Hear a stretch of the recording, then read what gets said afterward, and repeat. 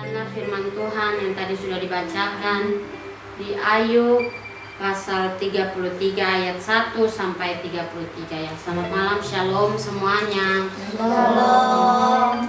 Puji Tuhan, kita sekeluarga bisa berkumpul bersama-sama untuk bersekeliling di hadirat Tuhan, masuk ke dalam hadirat Tuhan bersama-sama.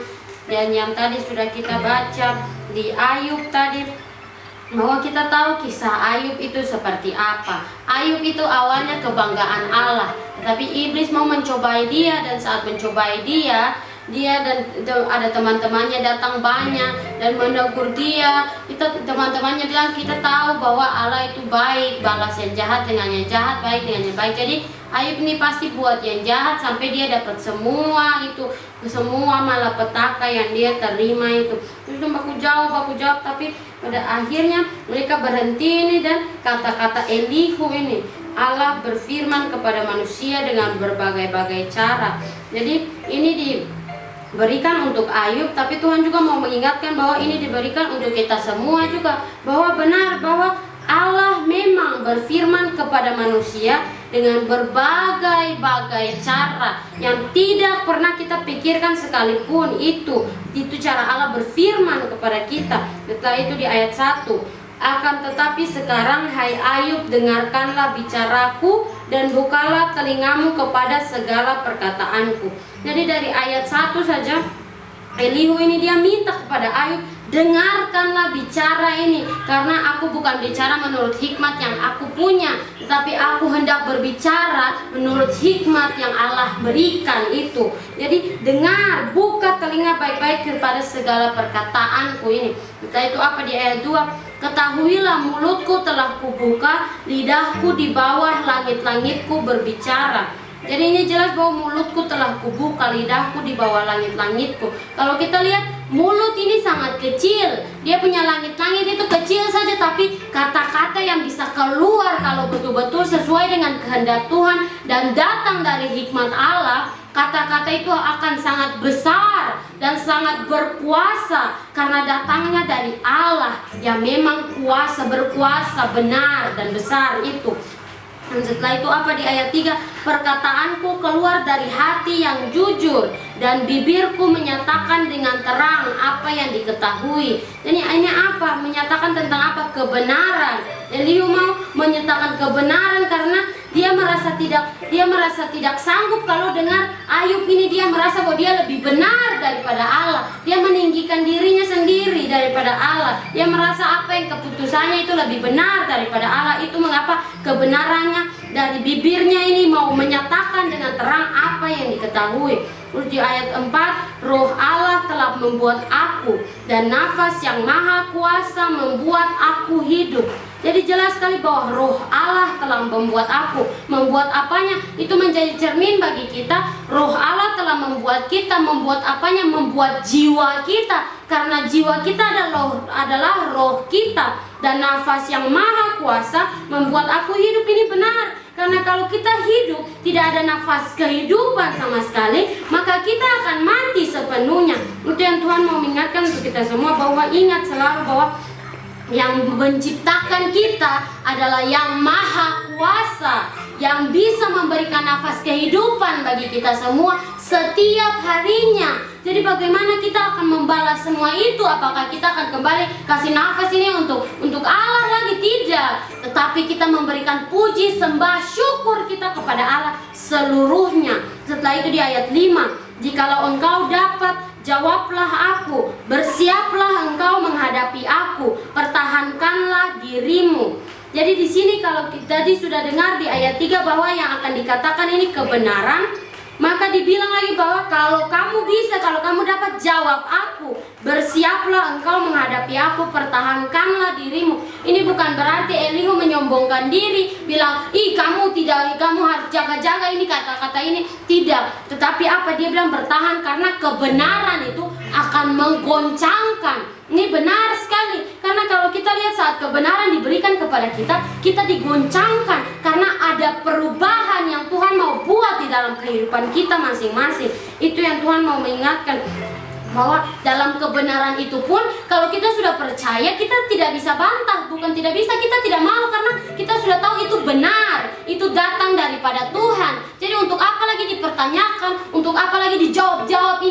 Tidak, kita hanya menerimanya secara sepenuhnya. Kita mempertahankan diri, bukan berarti kita mau menghalangi kebenaran itu daripada kita, tetapi kita mempertahankan diri kita dari iblis yang mau membuat kita makin jatuh dalam dosa. Kita tetap berdiri dengan kebenaran yang sudah diberikan kepada kita, agar dalam peperangan in war, kita tetap bersiap-siap, tetap berjaga-jaga, agar jangan kita sampai jatuh di dalam dosa. Setelah itu juga di ayat 6, sesungguhnya bagi Allah aku sama dengan engkau, aku pun dibentuk dari tanah liat, jadi engkau tak usah ditimpa kegentaran terhadap aku, tekananku terhadap engkau tidak akan berat. Jadi ini jelas bahwa bagi Allah aku sama dengan engkau, berarti kita semua sama di mata Allah. Kita semua manusia, kita semua dibentuk dari tanah liat. Berarti ibaratkan tanah liat yang tidak ada gunanya, tetapi seorang pengrajin yang sungguh penuh dengan kasih, mau membuatnya menjadi karya yang indah, mau membuatnya sebagai bejana yang luar biasa, bentuk pekerjaan tangannya. Itu kita dengan Tuhan, kita ini dibentuk dari tanah liat. Jadikan diri kita sebagai bejana di tangan Tuhan, dibentuk sesuai rencana dan kehendak Tuhan. Karena apa? Di sini dibilang bahwa engkau tidak usah ditimpa kegentaran terhadap aku. Maka ini Elihu bilang ke Ayub bahwa aku mengatakan kebenaran, tapi tidak usah kamu gentar terhadap aku. Aku tidak punya kuasa. Gentarlah terhadap yang memberi kebenaran, yaitu Tuhan Allah semesta alam. Begitu juga dengan Angel saat ini. Walaupun sekarang Tuhan memberikan kebenaran yang mengerikan, kalau kita lihat banyak sekali yang bikin kita ngeri, takut. Tapi tidak takut kepada Angel. Angel ini manusia, takut kepada Tuhan. Bukan berarti kita takut sampai kita takut mau ketemu Tuhan, tidak. Kita takut berbuat dosa di mata Tuhan, karena kita sudah tahu tentang kebenaran. Itu pesan dari ayat 1 sampai 7. Memang ini ditujukan kepada Ayub. Kalau menurut hikmah manusia saja ini dibilang kepada Ayub saja, tetapi apa? Tuhan mau mengingatkan bahwa ini kepada kita juga. Saat dari mulut seseorang yang kecil saja itu keluar kata-kata kebenaran yang besar, yang memang datang dari Tuhan, yang bisa menggoncangkan, apakah kita akan terima atau tidak? Apakah saat peperangan tiba, kita mempertahankan diri kita berperang bersama kebenaran itu atau tidak? Itu yang Tuhan mau mengingatkan untuk kita semua. Karena apa? Kita semua sama. Kita semua adalah manusia. Kita semua dibuat dari tanah liat. Kita semua dibuat dari debu yang sebenarnya tidak berguna. Tuhan menjadikan karya yang indah. Itu yang Tuhan mau ingatkan untuk kita semua, supaya betul-betul setiap kebenaran yang sudah diberikan itu kita menerima dengan secara seluruhnya. Apa yang sudah dilarang jangan lagi melakukan, karena kita bukan gentar takut terhadap manusia, kita gentar dan takut terhadap Tuhan. Itu yang Tuhan mau mengingatkan untuk kita semua. Setelah itu di ayat 8 sampai 13, tetapi engkau telah berbicara dekat telingaku, dan ucapan-ucapanmu telah kudengar. Aku bersih, aku tidak melakukan pelanggaran, aku suci, aku tidak ada kesalahan. Tetapi ia mendapat alasan terhadap aku, ia menganggap aku sebagai musuhnya. Ia memasukkan kakiku ke dalam pasung, ia mengawasi segala jalanku. Sesungguhnya dalam hal itu engkau tidak benar, demikian sanggahanku kepadamu. Karena Allah itu lebih daripada manusia. Mengapa engkau berbantah dengan dia bahwa dia tidak menjawab segala perkataanmu? Jadi ini jelas bahwa di sini Elihu bilang bahwa Ayub ini dia sudah berbicara dekat telinga bahwa ucapannya apa? Dia bersih, dia tidak pernah melakukan dosa. Tapi Allah yang mendapat alasan terhadap saya. Allah menganggap saya sebagai musuhnya sendiri. Sedangkan saya saja mau bikin benar, tapi Allah mau menganggap saya ini musuh, mau membuat saya mengawasi segala jalan saya untuk membahayakan saya. Dan betul bahwa itu tidak benar. Karena Allah itu lebih daripada manusia. Allah itu mengasihi manusia. Allah tidak mungkin menjadikan orang-orang yang betul-betul percaya kepadanya, sungguh-sungguh kepadanya, melakukan kebenaran di hadapannya, mau menyenangkan hatinya, kesusahan sampai jadikan musuhnya sendiri, tidak. Malahan akan menjadikan anak-anaknya. Tetapi di sini yang dibilang bahwa Ayub ini dia mengeluh bersungut-sungut. Karena apa? Dia merasa dia diri benar memang, tapi dia merasa bahwa Allah yang membuat salah terhadap buat dia? Tidak sama sekali. Malahan itu iblis mau mencobai. Iblis akan selalu membuat kita berpikir bahwa iyo Allah nih dia tidak bagus sekali. Dia bikin kesusahan. Dia bilang dia janji mau kasih kita berkat, mau kasih kita semua kemakmuran. Itu mana tidak ada sama sekali. Itu yang Tuhan mau mengingatkan bahwa apa? Itu tidak benar. Sesungguhnya dalam hal itu engkau tidak benar. Sama sekali tidak. Karena apa? Allah itu lebih daripada manusia. Karena di sini dibilang bahwa engkau berbantah dengan dia, bahwa dia tidak menjawab segala perkataanmu. Jadi jelas sekali bahwa di sini dijelaskan bahwa manusia-manusia sekarang juga seperti itu.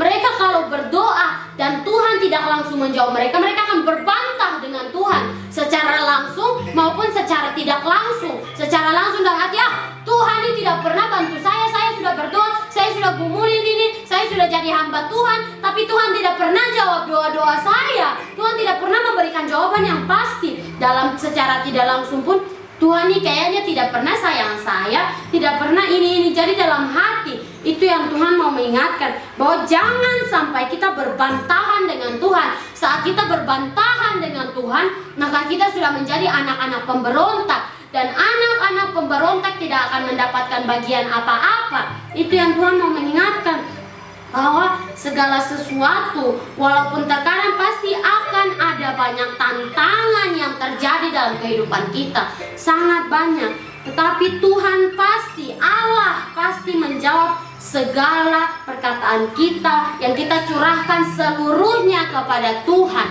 Itu yang Tuhan mau mengingatkan untuk kita semua. Jangan sampai memang Ayub ini kebanggaan Tuhan. Tuhan pun tidak membenci Ayub, malahan Tuhan menantang Ayub. Bisakah Ayub mengerti seluruh isi dunia ini? Baru bisa dia meninggikan dirinya sendiri bahwa memang dia itu suci, memang dia itu benar, dia itu bersih, tidak melakukan pelanggaran apapun. Itu Tuhan Allah tidak membenci Ayub. Allah malah mengasihi Ayub.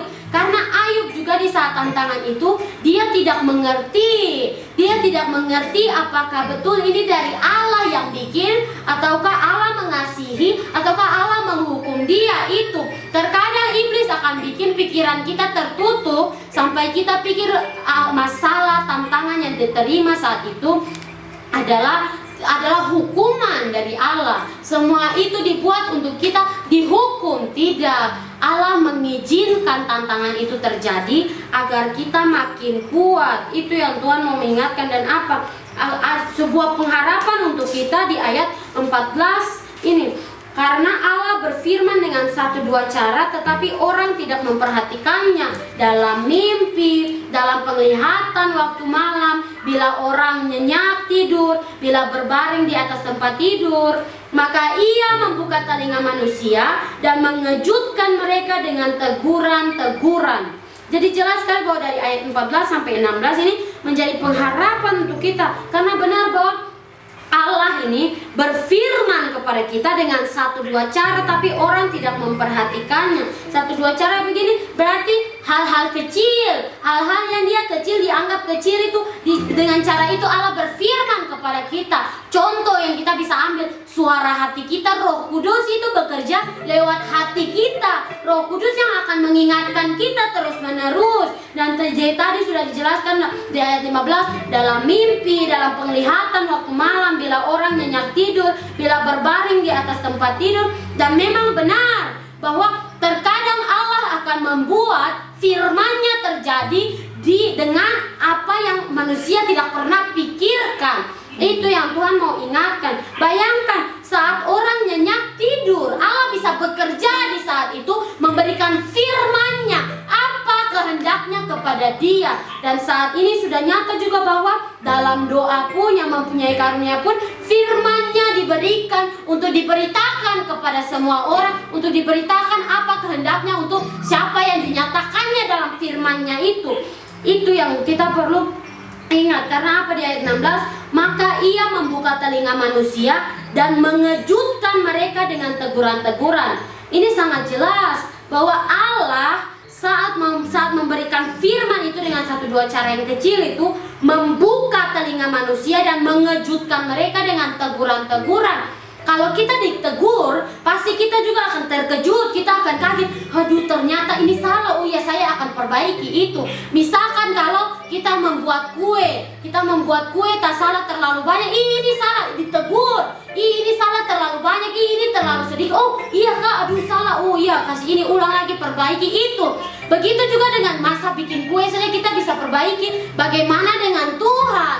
Dengan Tuhan, saat Tuhan menegur cara kehidupan kita yang salah, Tuhan mau kita memperbaikinya agar kita perbaiki sesuai dengan kehendak Tuhan, agar kita berjalan saat ini dalam jalan keselamatan yang Tuhan sudah berikan bagi kita. Kita berjalan dengan bersih, kita berjalan dengan kudus, dengan melakukan setiap kehendak Tuhan.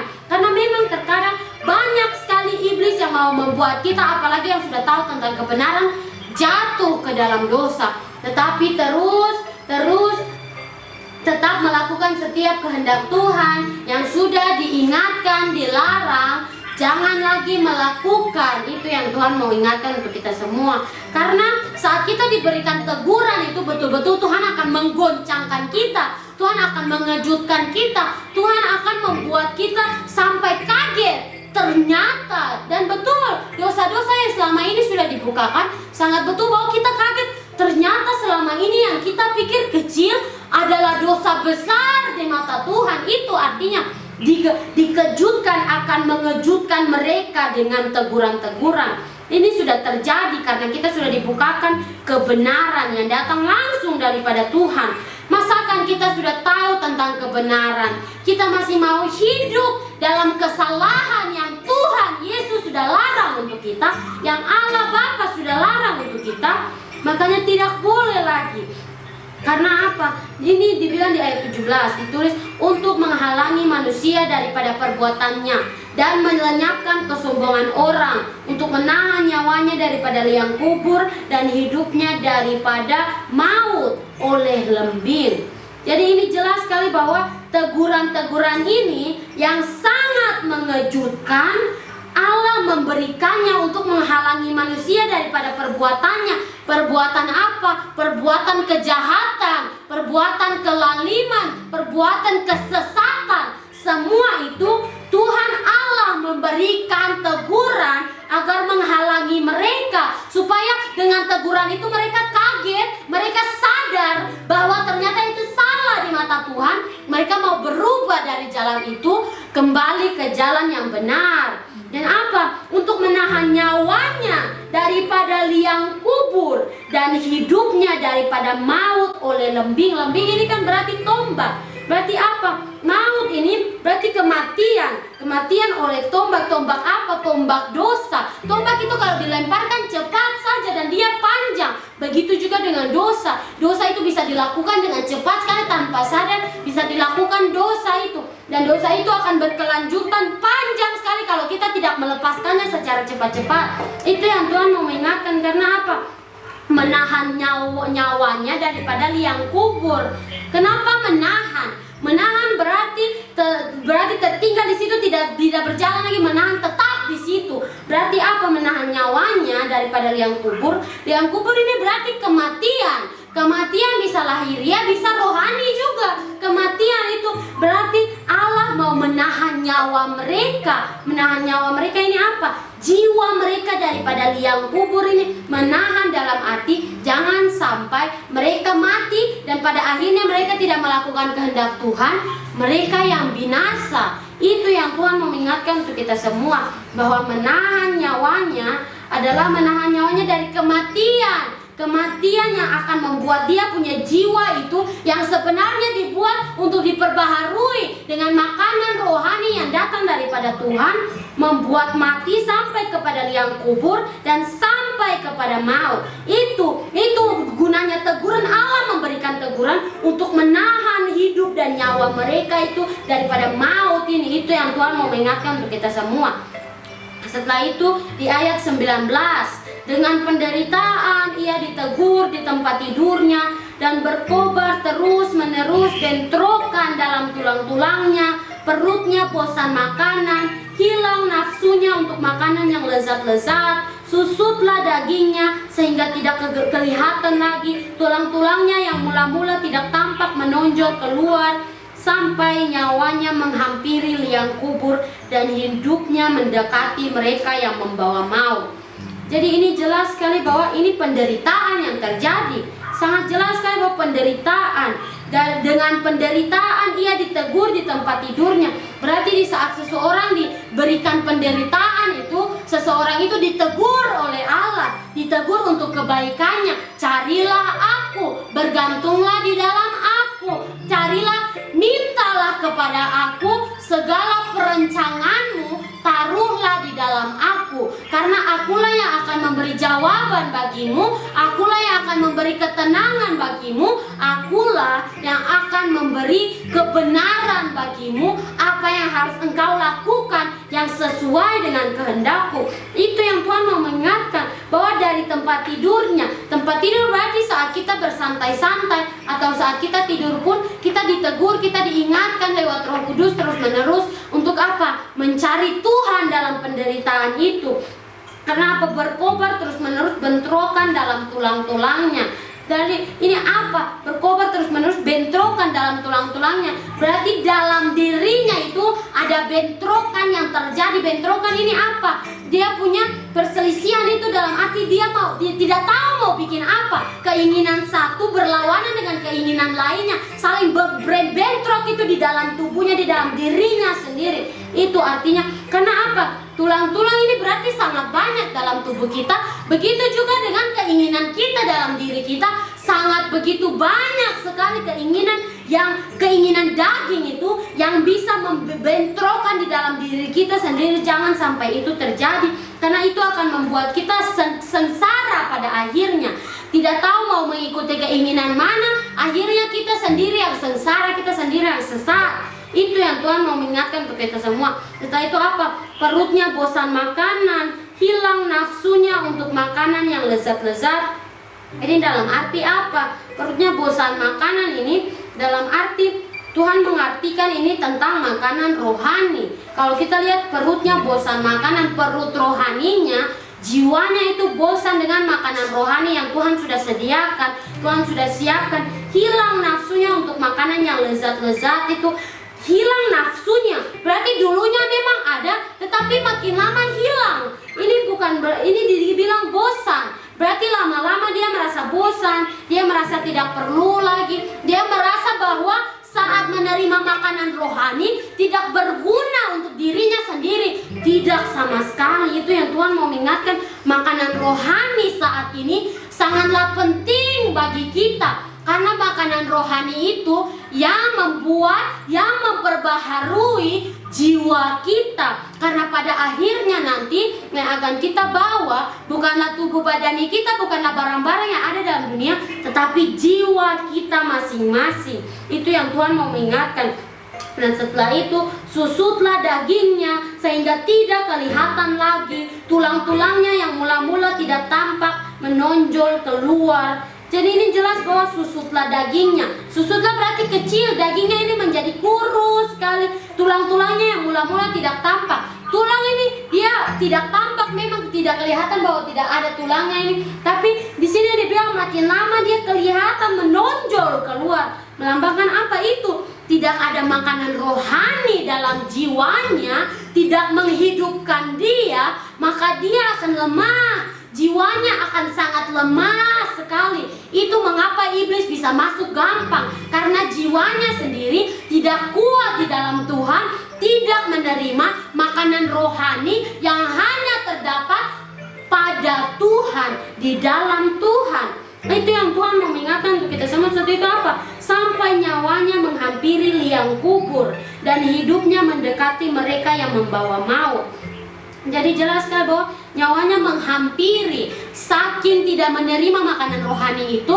Kalau tidak menerima makanan rohani berarti sudah jauh daripada Tuhan. Kalau jauh daripada Tuhan, iblis bisa gampang bawa ke jalan mana saja, gampang kemana. Dan di sini kalau jauh daripada Tuhan, akan iblis bawa itu mendekati mereka yang membawa maut. Yang membawa maut ini siapa? Iblis berarti. Karena apa? Iblis membuat jatuh dalam dosa yang pada akhirnya akan menerima maut. Dosa adalah maut. Dan itu apa? Hidup berarti mereka yang membawa maut. Dalam arti dia makin hidup dalam dosa, dia makin jauh daripada Tuhan, makin tidak menerima makanan rohani setiap harinya itu. Maka iblis yang mengambil alih dia, iblis yang membawa dia jauh. Tapi apa? Di ayat 23, jikalau di sampingnya ada malaikat penengah satu di antara 1000 untuk menyatakan jalan yang benar kepada manusia. Jadi jelas sekali bahwa apa? Jikalau di sampingnya ada malaikat penengah. Jadi kalau kita baca di sini menurut hikmat manusia, memang pada zaman dulu itu sebelum zaman Tuhan Yesus, ini diberikan firman Allah itu lewat perantaraan malaikat yang datang memberitakan inilah firman-Nya, ini begini begitu.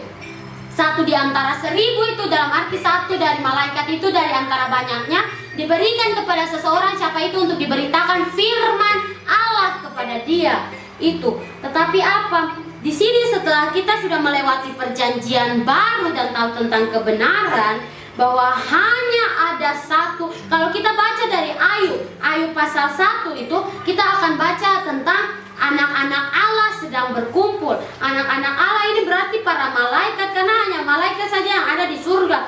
Tetapi apa? Dibilang Tuhan Yesus Kristus adalah anak Allah yang tunggal. Berarti dalam arti ini apa? Penengah kita yang menjadi perantaraan kita dengan Allah, satu di antara 1000. Berarti satu itu yang sudah ditetapkan dari mulanya, dari awal dunia diciptakan. Dialah anak tunggal Allah yang sudah ditetapkan untuk menjadi penengah, perantaraan, penebus dan juru selamat manusia. Di saat dia di samping kita, di saat kita menerima seluruhnya. Kalau kita lihat dulu itu, kita tidak menerima makanan rohani yang sesungguhnya. Kita berdosa, kita sangat kurus, jiwa kita itu tidak bergizi makanan rohani sama sekali. Tapi apa? Di saat Tuhan mau berjalan di samping kita, Tuhan yang menjadi penengah perantaraan kita, yaitu apa? Untuk menyatakan jalan yang benar kepada manusia, kepada kita. Maka Allah akan mengasihani kita dengan berfirman, lepaskan dia supaya jangan ia turun ke liang kubur. Uang tebusan telah kuperoleh. Jadi jelas bahwa tadi sudah dibilang bahwa saat Tuhan Yesus menyatakan jalan yang benar kepada kita manusia, dan saat kita juga mau melewati jalan itu sesuai dengan kehendak Tuhan, maka Allah Bapa di surga akan mengasihani kita dan berfirman, lepaskan dia. Allah akan menyuruh kepada iblis itu, lepaskan dia supaya jangan ia turun ke liang kubur. Uang tebusan telah kuperoleh. Uang tebusan ini apa? Kepercayaan dan iman bahwa dengan jalan benar yang Tuhan Yesus sudah nyatakan itu, yang sudah diberikan itu, bahwa manusia ini, kita sebagai manusia ini menerimanya, itulah uang tebusan kita. Bahwa kita dari penderitaan itu, kita percaya kepada Allah Bapa di surga lewat anaknya yang tunggal Yesus Kristus. Kita percaya bahwa jalan yang benar pasti ada penderitaan, tapi pada akhirnya pasti Tuhan akan memberikan pertolongan, Tuhan akan memberikan jawaban, Tuhan akan memberikan ketenangan, damai sejahtera, kebenaran bagi kita. Apa yang harus kita lakukan? Kita percaya dan mengimani itu. Itulah uang tebusan kita yang kita berikan kepada Allah. Karena apa yang bisa kita balas kepada Allah Bapa di surga, kepada Tuhan Yesus maupun kepada Roh Kudus? Tidak bisa. Apa yang bisa kita balas saat ini kita masih hidup dalam dunia lewat fisik dan jiwa kita adalah puji, sembah, dan syukur, iman, kepercayaan kita kepadanya.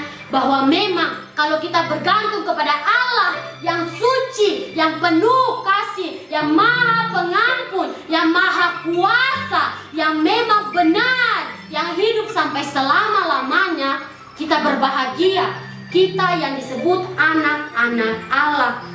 Itu yang Tuhan mau mengingatkan untuk kita semua. Setelah itu, karena kalau kita lihat bahwa anak-anak Allah, berarti kalau tadi kita lihat di Ayub yang anak-anak Allah itu, kita tahu bahwa malaikat ada di perjanjian baru, kalian adalah anak-anak Allah. berarti dibilang bahwa bukan berarti kita malaikat-malaikat, tetapi kalau dilihat anak-anak Allah, mereka adalah penduduk surga. Mereka tinggal di dalam surga. Itu yang Tuhan mau mengingatkan, bahwa kita sudah menjadi penduduk surga saat ini. Kita sudah menjadi anak-anak Allah saat ini. Jangan sampai kita menjadi anak-anak pemberontak, anak-anak yang tidak dengar-dengaran dengan perintah Bapa di surga. Maka kita tidak akan mendapatkan hak ahli waris itu dari kerajaan Bapa di surga. Itu yang Tuhan mau mengingatkan untuk kita semua, bahwa kita sekarang ini saat uang tebusan itu sudah Allah peroleh, yang tadi sudah dijelaskan itu, bahwa pujian, syukur, sembahan kita kepada Allah di surga, Allah Bapa di surga, tubuhnya mengalami kesegaran seorang pemuda. Ia seperti pada masa mudanya, ia berdoa kepada Allah dan Allah berkenan menerimanya. Ia akan memandang wajahnya dengan bersorak-sorai dan Allah mengembalikan kebenaran kepada manusia. Ini jelas sekali bahwa tubuhnya, tubuh rohaninya dan tubuh fisiknya mengalami kesegaran seorang pemuda. Ia seperti pada masa mudanya. Kalau kita ambil contoh daripada Oma Suila. Saat ini Oma Suila walaupun sudah tua, tapi saat menerima makanan rohani, pasti Oma sendiri merasakan bahwa dalam jiwa segar sekali, sudah puas, sudah kenyang. Karena Tuhan Yesus itu Allah Bapa di surga yang memberikan makanan rohani untuk mencukupkan jiwa kita, untuk mengenyangkan, untuk memperbaharui jiwa kita lewat kebenaran yang kita terima. Itu yang Tuhan mau mengingatkan, bahwa tubuhnya mengalami kesegaran seorang pemuda. Ia seperti pada masa mudanya. Berarti dalam arti walaupun sudah tua bagaimanapun, saat Tuhan yang memberi makanan rohani, saat Tuhan yang menyegarkan kembali, dia akan kembali seperti pada masa mudanya. Di jiwanya itu akan seperti pada masa mudanya yang dia bersemangat. Itu yang Tuhan berikan agar makin giat untuk mencari Tuhan. Karena apa? Ia berdoa kepada Allah dan Allah berkenan menerimanya. Ia akan memandang wajahnya dengan bersorak-sorai dan Allah mengembalikan kebenaran kepada manusia. Ini jelas sekali bahwa saat Tuhan Yesus yang pertama menjadi penengah kita, yang menarik kita terlebih dahulu untuk sampai di bawah, di dalam hadirat Bapa di surga, maka Allah akan mengasihani kita, Allah akan melepaskan kita itu, maka kita juga akan mengalami kesegaran itu. Dan saat kita berdoa, Allah berkenan menerimanya. Karena kita sudah tahu tentang kebenaran, jelas bahwa Allah mengembalikan kebenaran kepada manusia. Berarti dari mulanya kebenaran ini sudah memang akan diberikan, tapi saat manusia jatuh dalam dosa, Allah tahu bahwa saat diberikan akan sia-sia kebenaran itu. Maka disimpanlah, dimateraikanlah kebenaran itu sampai pada akhir zaman. Maka dikembalikan, dibukakan semua kebenaran itu agar manusia kita mengetahuinya, bahwa segala sesuatu yang ada pada dunia ini yang mau membuat kita makin salah di mata Tuhan itu dosa semuanya. Tidak ada yang terkecuali. Itu yang Tuhan mau mengingatkan untuk kita semua, bahwa saat ini kita sudah menjadi anak-anak Allah. Berdoalah kepada Allah dengan penyataan-penyataan yang sudah diberikan lewat Oma Besi juga. Kita harus masing-masing orang mempunyai waktu pribadi dengan Allah, mempunyai waktu pribadi dengan Tuhan Yesus, mempunyai waktu pribadi dengan Bapa di surga. Itu yang Tuhan mau mengingatkan untuk kita semua. Karena apa? Ia berdoa kepada Allah dan Allah berkenan menerimanya. Kalau kita sudah tahu tentang kebenaran, kita mendengarnya, kita mau menerimanya, kita mau mengimaninya, apalagi kita mau memberitakan dan mau melakukan, maka saat kita berdoa, Bapa di surga mendengar. Karena apa? Itu menyenangkan hatinya. Itu yang Tuhan mau mengingatkan, bahwa apa? Ia akan memandang wajahnya dengan bersorak-sorai. Ini bukan dalam arti fisik kita yang langsung lihat Bapa di surga, karena jelas dalam firman tidak ada sama sekali yang pernah melihat Bapa, apalagi Tuhan Yesus. Tidak ada sama sekali. Tapi apa? Memandang wajahnya. Kita punya jiwa kita yang memandang wajah Bapa di surga lewat anak tunggalnya Yesus Kristus. Karena apa? saat kita berdoa dalam nama Yesus. Itu yang Tuhan mau mengingatkan, bahwa memang Allah sangat baik. Bapa di surga, Bapa kita yang kekal, yang hidup sampai selama-lamanya, yang begitu mengasihi kita, begitu baik, mengizinkan sebelumnya kita senang dalam kesenangan yang dunia tawarkan. Kalau kita lihat juga betul, kita sudah menikmati segala kesenangan itu, dan sampai akhirnya Allah Bapa di surga bilang, berhenti, sudah selesai, cukup waktu yang aku berikan bagi kamu untuk bermain-main. Bahwa kalau kita lihat juga untuk orang tua, bapak dan anak, pasti bapaknya izinkan anaknya waktu kecil itu dia masih bermain-main, dia tidak apa-apa berontak sedikit, yang penting bisa menarik kembali dia. Tetapi saat makin bertumbuh, makin lama bapaknya akan makin serius juga kepada dia. Kamu harus belajar baik-baik, jangan sampai kamu tidak berhasil itu. Begitu juga dengan Bapa di surga, kita punya waktu bermain sudah selesai. Dan yang Bapa mau mengingatkan, Allah Bapa mau mengingatkan adalah serius sekarang belajar dengan ajaran yang Bapa berikan bagi kita, agar kita juga tahu bagaimana mengerjakan keselamatan kita. Jangan sampai pada akhirnya kita tidak berhasil. Tidak berhasil dalam arti apa? Tidak mendapatkan janji keselamatan nyata untuk diri kita. Jangan sampai itu terjadi sama sekali. Jangan. Karena Allah Bapa sangat baik. Allah Bapa masih memberikan waktu saat ini untuk manusia mengerjakan keselamatan mereka masing-masing. Dan di situ di ayat 27 ditulis, ia akan bernyanyi di depan orang, aku telah berbuat dosa, dan yang lurus telah kubengkokkan, tetapi hal itu tidak dibalaskan kepadaku. Ia telah membebaskan nyawaku dari jalan ke liang kubur, dan hidupku akan melihat terang. Jadi ini jelas sekali bahwa mereka ini yang sudah menerima kebenaran, yang berdoa kepada Allah dengan sungguh-sungguh, dengan iman, bahwa segala perancangannya dia taruh di dalam tangan Tuhan. Setiap pikiran isi hatinya dia taruh di dalam tangan Tuhan.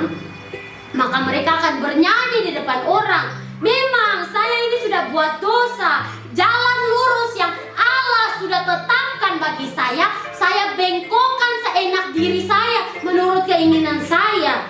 Tapi karena kebaikan Allah, kebaikan Tuhan untuk saya, hal itu tidak dibalaskan kepada saya. Dalam arti apa? Kejahatan yang kita buat untuk orang lain maupun untuk Allah sendiri, saat kita mau menerima kehendaknya untuk kita, saat kita mau menerima dan kita mengimani dan mau melakukan, maka hal-hal itu akan dilupakan daripada kita, tidak akan dibalaskan lagi kepada kita. Karena jelas bahwa setiap orang akan dibalaskan menurut perbuatannya sendiri.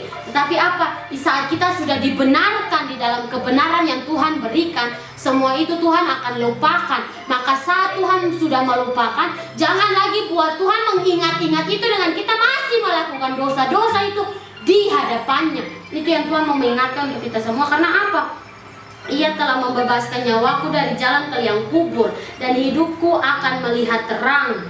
Ini jelas sekali bahwa Allah, hanya karena Tuhan Yesus, hanya karena Tuhan Allah semesta alam, Tuhan yang sudah membebaskan nyawa kita, kehidupan kita dari jalan ke liang kubur. Berarti ini apa? Hanya karena Tuhan yang sudah membebaskan kehidupan kita dari jalan menuju kebinasaan. Karena apa? Dengan cara apa? Tuhan menunjukkan jalan kebenaran, jalan keselamatan, jalan kehidupan yang Tuhan sudah sediakan, siapkan dari mulanya untuk kita semua.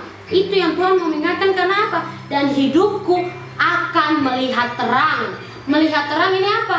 Melihat kehidupan yang Tuhan sudah janjikan pada akhirnya. Kita melihat itu terus-menerus saat ini. Kalau kita melihat sesuatu, kalau kita fokus ke situ, berarti pasti kita lihat lain-lain kabur. Saat kita fokus ke satu barang, pasti hal-hal lain di sekeliling kita itu kabur. Begitu juga Tuhan mau kita masing-masing orang saat ini, kita fokuskan diri mata hidup kita kepada kehidupan kekal yang Tuhan janjikan kepada kita, kita fokus, kita kerjakan itu selalu, agar pada akhirnya itu menjadi upah kita yang kekal. Saat kita sudah mendapatkannya, tidak ada lagi yang pernah bisa menariknya, melepaskannya daripada kita. Itu yang Tuhan mau mengingatkan untuk kita semua. Jelas sekali bahwa tadi di ayat 28 sangat jelas sekali, dan setelah itu di ayat 29, sesungguhnya semuanya ini dilakukan Allah 2-3 kali terhadap manusia, mengembalikan nyawanya dari liang kubur sehingga ia diterangi oleh cahaya hidup. Jadi ini jelas sekali bahwa di sini kata yang berhikmat, kata ini tidak bisa datang daripada manusia. Kata-kata ini datang hanya daripada Allah, karena memang inilah kebenarannya. Semuanya ini, penderitaan ini dilakukan Allah, diizinkan Allah untuk kita 2 kali terhadap manusia, mengembalikan nyawanya dari liang kubur, berarti mengembalikan jiwanya, kehidupannya yang sudah mau berakhir dalam penderitaan itu, yang sudah rasa lemah, tidak berdaya, tapi saat manusia itu mau bergantung kepada Allah, Bapa di surga lewat anak tunggalnya Tuhan Yesus Kristus, maka dia akan diterangi oleh cahaya hidup. Dia akan diterangi oleh cahaya kemuliaan, cahaya kehidupan yang Allah punya. Itu yang Tuhan mau mengingatkan, bahwa memang ini akan terjadi pasti. Karena semua itu diizinkan oleh Allah agar kita makin kuat. Dengan cara itu pun, dengan tantangan yang diizinkan, pasti susah. Betul, tidak mungkin tantangan yang terjadi gampang. Tantangan itu susah di mata kita, memang sangat susah kalau kita melewatinya sendiri. Di hadapan kita, di mata kita kelihatan tantangan yang di muka kita sangatlah sulit untuk dilewati. Tetapi apa? Di saat kita bergantung kepada Tuhan, ini Tuhan mau mengajarkan supaya betul-betul mengimani bahwa di saat orang lain, di saat manusia mengatakan bahwa itu mustahil, kalau Tuhan yang mengizinkan, pasti akan terjadi, ya dan amin. Itu yang Tuhan mau mengingatkan untuk kita semua, bahwa memang penderitaan akan terjadi, tapi Allah mengizinkannya agar dikembalikan nyawa kita, kehidupan kita lewat pekerjaan tangan Allah, agar kita diterangi dengan cahaya kebenaran yang datang daripadanya, kehidupan yang hanya terdapat daripadanya. Dan setelah itu di ayat 31 sampai 33, perhatikanlah hai Ayub, dengarkanlah aku, diamlah, akulah yang berbicara. Jikalau ada yang hendak kau katakan, jawablah aku, berkatalah, karena aku rela membenarkan engkau. Jikalau tidak, hendaklah engkau mendengarkan aku. Diamlah, aku hendak mengajarkan hikmat kepadamu. Jadi ini jelas bahwa perhatikanlah hai Ayub, dengarkanlah aku. Kalau kita baca dari pasal 32 tadi, Elihu ini dia bilang, aku masih muda dan kamu sudah berumur tinggi, oleh sebab itu aku malu dan takut mengumumkakan pendapatku kepadamu. Ini jelas bahwa memang Elihu ini dia muda, tapi apa? Dia mau mengatakan kebenaran. Dia mau mengatakan yang Allah kehendaki untuk Ayub lakukan, untuk Ayub mengerti. Dan itu yang Tuhan mau mengingatkan untuk kita semua, bahwa memang pasti ada kebingungan, keraguan yang terjadi dalam kehidupan kita, tapi Tuhan akan memakai orang-orang di sekeliling kita atau di sekitar kita untuk mengingatkan kepada kita apa kesalahan yang sudah kita lakukan, teguran kepada kita yang datang hanya daripada Allah. Contoh yang kita bisa ambil juga selain daripada Ayub ini, Daud itu dulunya dia hidup sangat benar di mata Tuhan, dia hidup sesuai kehendak Allah. Tapi apa? Dengan kejadian Batsheba, dia berdosa, Allah mengirimkan nabinya Nathan untuk menegur dia. Itu bahwa di saat kita melakukan kesalahan, di saat kita menerima penderitaan itu, Tuhan akan memberikan lewat orang sekeliling kita. Tidak Tuhan berikan yang jauh-jauh, tidak. Tuhan memberikan yang dekat dari kita. Bukan juga berarti secara lahiriah, berarti saudara kita, teman ataupun sahabat kita. Dan ya Tuhan mau mengingatkan juga saudara kita di dalam Tuhan. Itu yang Tuhan mau mengingatkan untuk kita semua. Karena apa? Di sini, hai Ayub, dengarkanlah aku, diamlah, akulah yang berbicara. Karena betul bahwa di saat kita menegur seseorang, pasti dia juga akan berbantahan dengan kita, akan bilang, tidak kok ini ada ini itu. Makanya pasti kita dalam hati bilang, diam, dengar, karena aku mau berbicara untuk kebaikanmu, untuk yang kamu bisa lakukan yang sesuai dengan kehendak Tuhan. Itu yang Elihu ingatkan untuk Ayub, bahwa bukan Elihu meninggikan dirinya sendiri, bukan Elihu bilang dia ini sangat berkuasa maka diam supaya saya berbicara, tidak. Dia bilang, dengarkan perkataan ini, karena perkataan ini akan menjadi hikmat untukmu, akan menjadi kebenaran jawaban untukmu, untuk apa yang bisa kamu lakukan di dalam penderitaan yang kamu alami saat ini. Dengarkanlah baik-baik, diamlah, agar kamu bisa fokus kepada kata-kata yang aku keluarkan dari mulutku ini, bukan daripadaku, tetapi hanya karena Allah mengasihimu, maka Allah mau menegurmu lewat aku, lewat mulutku ini. Itu yang Tuhan mau mengingatkan. Begitu juga dengan Angel saat ini, bahwa bukan karena mulut Angel, bukan karena Angel sendiri, bukan karena Angel lihat ini, bukan karena Angel dengar ini, bukan karena Angel, tetapi hanya karena Tuhan. Ini pekerjaan Tuhan. Tuhanlah, Tuhan Allah semesta alam yang mau menegur kita agar kita melakukan sesuai kehendaknya, agar kita bisa hidup. Jangan sampai kita binasa pada akhirnya kalau kita tidak melakukan kehendaknya. Karena hanya lewat kita dibenarkan olehnya, kita dikuduskan olehnya, kita diperbaharui olehnya. Dengan cara itu pun kita bisa mendapatkan kehidupan. Bagaimana kita bisa mendapatkan semua itu? Sebelum kita mendapatkan kehidupan, bagaimana kita dikuduskan, disucikan, diurapi, diperbaharui seterus menerus, itu bagaimana? Dengan melakukan kehendaknya, maka dia juga akan mengasihi kita. Itu yang Tuhan mau mengingatkan untuk kita semua. Setelah itu di ayat 32, jikalau ada yang hendak kau katakan, jawablah aku, berkatalah karena aku rela membenarkan engkau. Jadi ini jelas bahwa di sini Elihu juga bilang kepada Ayub bahwa kalau kamu mau mengatakan sesuatu, katakanlah, jawablah aku, bahwa karena berkata karena aku mau membenarkan kamu dengan hikmat yang Allah sudah taruh kepada aku supaya membenarkan kamu. Jangan kamu pikiran salah itu terus menerus akan membuat kamu sesat. Katakanlah apa yang dalam hatimu itu.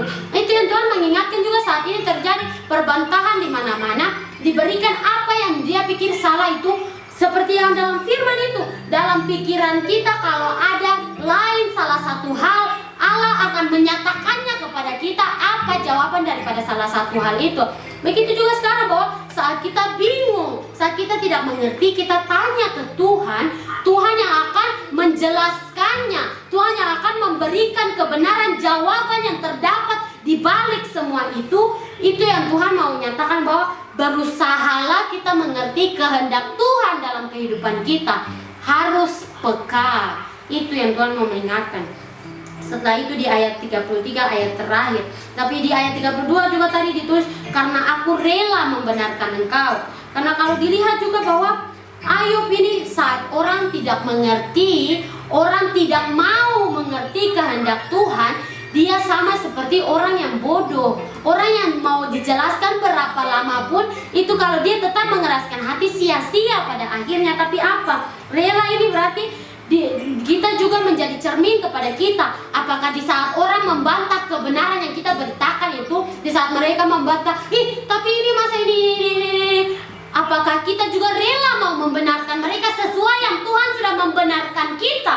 Itu yang Tuhan mau ingatkan kepada kita. Karena pasti ada pertanyaan-pertanyaan, itu perbantahan yang sebenarnya tidak perlu, tetapi iblis bikin ada supaya mau bikin kita jatuh, bikin kita kebingungan, bikin kita dipermalukan. Tetapi di saat kita bergantung dalam Tuhan, Tuhan yang akan memberikan kita hikmat, Tuhan yang akan memberikan kita jawaban, Tuhan yang akan memberikan kita kebenaran. Apa yang harus kita nyatakan, apa yang harus kita bilang kepada Dia untuk menjadi apa yang Tuhan kehendaki dalam hidupnya. Itu yang Tuhan mau ingatkan kembali untuk kita semua, bahwa di saat kita memberitakan kebenaran pun, kita juga harus siap untuk di saat perbentahan terjadi. Karena pasti ada pengejekan itu, ada terjadi pasti, secara diam-diam maupun secara langsung pasti terjadi. Tetapi kita tidak usah pusing, yang penting tugas kita sudah selesai, menyatakan, memberitakan kebenaran kepada mereka. Dan itu juga Tuhan mau mengingatkan bahwa Di saat itu pun kita juga berdoa, kita minta Tuhan, kalau Tuhan izinkan Tuhan juga yang menjamah mereka, Tuhan ubah mereka.